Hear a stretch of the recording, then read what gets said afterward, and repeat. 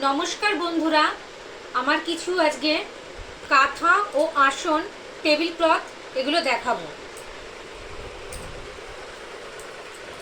এটি একটি জবা ফুলের ডিজাইন, এখনো কমপ্লিট হয়নি, করছি।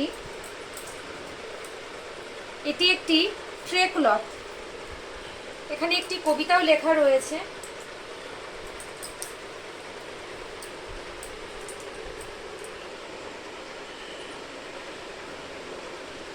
এখানে একটি ভিলেজ সিনারি করা হয়েছে, এখনো কমপ্লিট হয়নি, এটা করা হচ্ছে, সবই একটু একটু করে করা রয়েছে।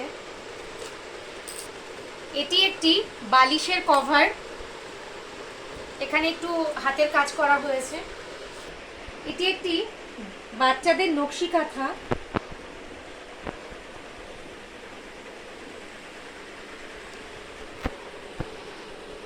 কার্পেট এখনো কমপ্লিট হয়নি, করে করা রয়েছে।